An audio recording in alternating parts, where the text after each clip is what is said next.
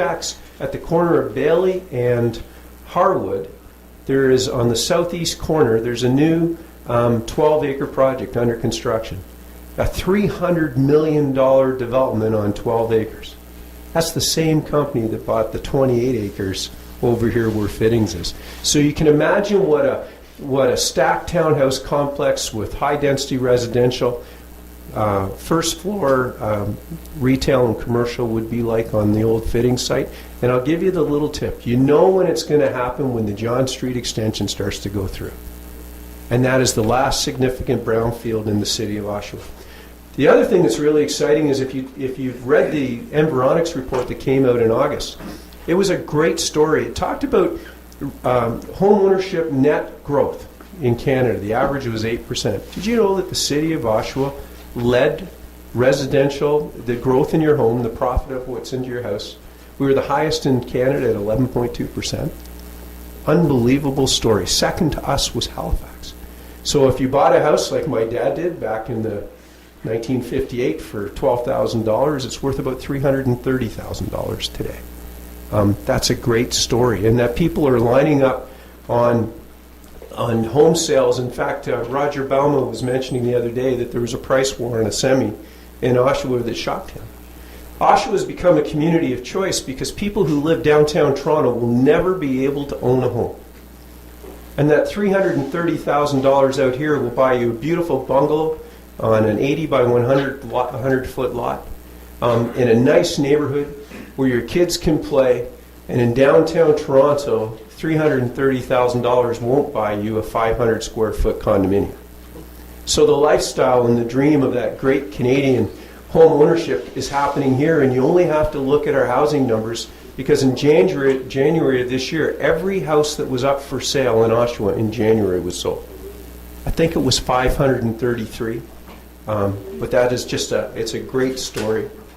When you look at cities in Durham region, you know, Oshawa, the story is that we're the highest tax community in Ontario, and I'm proud to say that we're no longer the highest tax community in Ontario.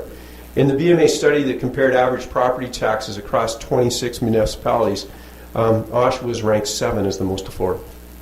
And that we've worked hard over the last few years to continue to redevelop the city to meet the needs of the community without cutting programs. And this year, your property tax increase is 1.82%. But it'll be less than that, because the city of Oshawa and the town of Whitby are the only two municipalities in Durham that pick up their own garbage.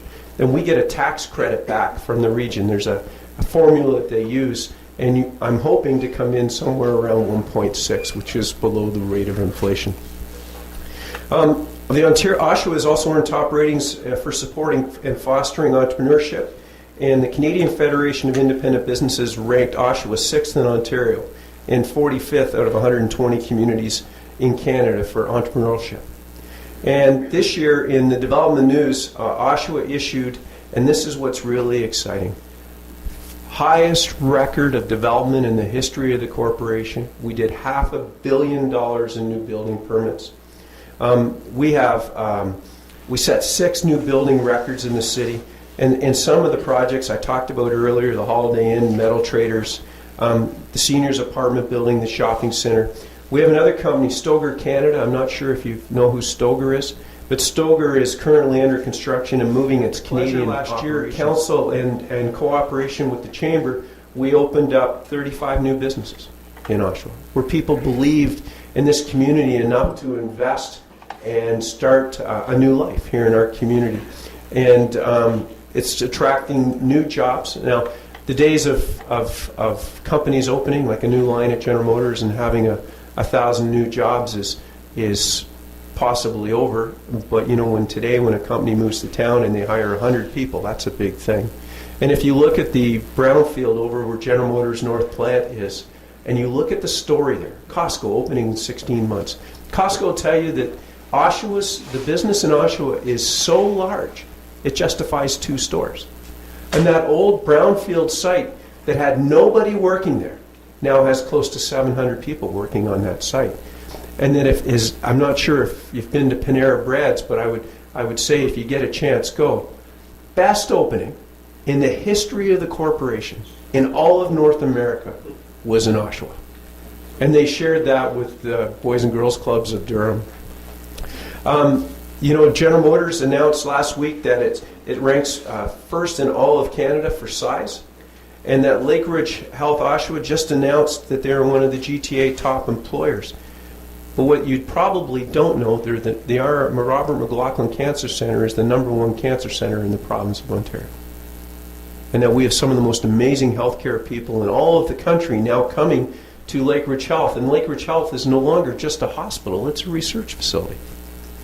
The college welcome, this year we have 20,000 full-time students, but what they don't tell you is Durham College has an alumni of almost 70,000 students, of which 50% live and work in the Durham region. So I've talked a little bit about the city. I've talked about the direction. I think when you drive around, you can see a difference. I hope you can see a difference.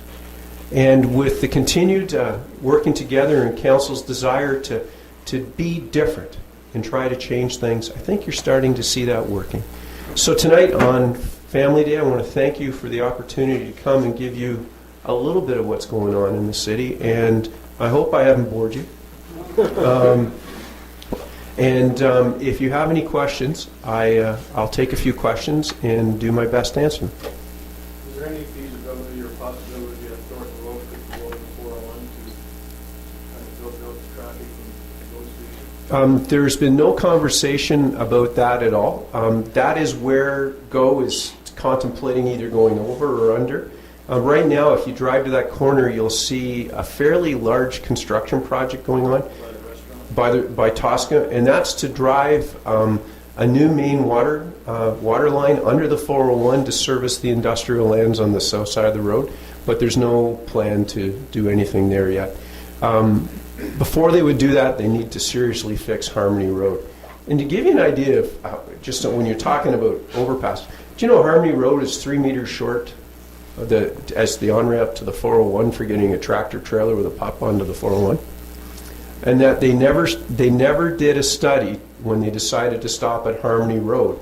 It was the engineering staff at the city of Oshawa that went to the province and said, oh, by the way, you need to know this. So there'll be some work done there to accommodate what happens. Yes. Yes. Mayor, what's the status of the Cancer Lodge after they took down Rundle? Well, the Cancer Lodge, there is no desire to go forward. The hospital has made that statement. I don't know what they're going to do with the land. I will tell you that since the decision was made, our cancer patients are staying at La Quintinta downtown, the boutique hotel across the road from the Janosh, and that the new owners of the Holiday Inn Express have agreed to take cancer patients that are here for treatment Monday to Friday at a specialized rate once the hotel is open. Yes? Is there any chance of anything being done to the Janosh in the near future? What a story. The short version is the gentleman that owns the building pays his property taxes, makes his mortgage payments, and pays the fines that he receives from property standards. And trust me, he gets a lot. But it's his problem. And as much as it's an eyesore for us, unless we prove need for expropriation and expropriate it, there's nothing we can do. And if the private sector cannot make that project work, the public sector will never make it work. But what I will say is with the courthouse property, that vacant field beside the Y becoming under development, and the brownfield that's the old fittings property, they're slowly losing their opportunity to get ahead of the curve. But I will tell you that if we drive by, or I'll tell you if I drive by and I see the window open or a door open, the bylaw addresses it immediately, and I think last year he was fined about $28,000. Yes? What's the latest on the roof and Legends? Legends, well, good news is, the good news is the floor is fixed. And we're doing our life cycle accounting of that building, so there's regular use of that building that needed to be done. And that the original builder of that building is back fixing the roof. and that it will not cost you anything. I think what happened is, I'm not sure if you're familiar, last fall we won a lawsuit against the people who built the courthouse for $5.2 million. And, you know, I'm a taxpayer too, but I'm also a business person, and there are rules. And, you know, if you do shoddy workmanship, you're going to get caught. By winning the lawsuit on the courthouse really sent a message out that we would go to the lengths that we need to win. And right after that happened, they stepped up and said thank you. We have another one, the South Oshawa Community Center. Same problem with that roof when it was built. We'll win that lawsuit. It's already in the courts.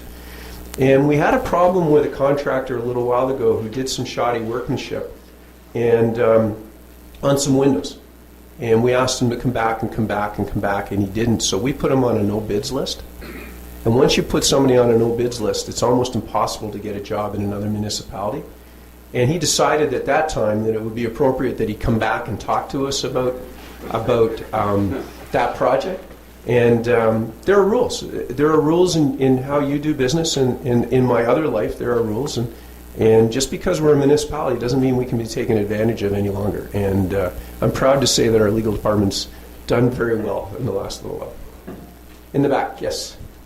The property on east side of Ritson by Constable, what's being done with that? Well, on the directly to the north corner, on Adelaide and Ritson, is owned by the same company that did all the work at the Costco site, and that's Rice Development. And they have plans. They've been loading up the ground and doing plans for that. The piece of property that used to be the old Rockwell plant, there's not much going on with that at all. The northeast corner is owned. A small parcel of that is owned by the Rice Group as well, and the land behind it is owned by Canada Post. And there was plans by Canada Post to build a new postal distribution center there and move out of the building downtown, and then they had some financial issues, and now they seem to resolve their financial issues by eliminating home mail delivery, which I don't get at all. But they still own that land, and I'm hoping that they follow through and build what they need to build. From a transportation perspective, 401, what do you see happening? Like, do you see expropriation happening to widen those lanes? Like, I'm just not sure what you can do with 401 at this point in terms of widening it, bringing more cars through. Is it more is the alternative now to bring people through the city? The province actually did a study on the 401 corridor to say they're going to widen it, and you've heard the stories.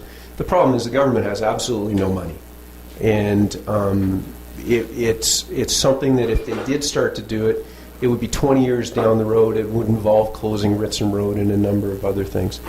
We've had a conversation as a group of mayors saying there's some alternatives that they should look at, and one is moving truck traffic off the 401 to the 407 on a subsidy versus widening the road, and do a cost analyzation of what it would be if we subsidized truck traffic by 50% and immediately moved them off the 401 tomorrow onto the 407. So there's some really good alternatives. The problem is the number of cars going into the city. For example, I don't know if anybody drove the 401 today, but I jumped on it at Stevenson's Road to get to Brock Road to get down to the hospital, and it was backed up today at 3 o'clock this afternoon. You know, today's it's a holiday, but every day the economy of Ontario stops at Thixon's Road at 7 o'clock in the morning, and it stops at Salem Road at somewhere after 3:30, and it doesn't make sense. And simply widening the road is not going to solve all the problems. If you got people out of their cars and onto the train, it would make a big difference. And that's not a difficult fix. But you know, if you look at the frustrating part about GO Station is they decided to build parking structures at Whitby, Ajax, and Pickering. A parking structure is about $26,000 a parking spot. They just bought 5 acres of land from the Mackey family over by where Mackey's building is on Bloor Street to expand the surface parking on the GO lot as it is today. But if you don't have buses and GO trains matched up, then it doesn't make sense. If you could jump on a bus, get to the GO Station in 20 minutes or less, and get on a warm bus onto a warm train, you're not going to drive your car down there if it costs you more to drive your car. So they really need to concentrate on fixing the problems of moving people. And it's both ways. I'm not sure if at the end of the day when you get on a train you come back and it's packed and you have to stand. It doesn't seem to be so complicated that it can't be fixed. Yes? You're saying that the job can be stopped, so where's it going to be located? It's down off of Wentworth and Boundary. The plant's already up. So they took they took a 10-year automotive supply plant and converted it into 108,000 square feet of food processing. Is there any time for y'all to give easement? The story that's been going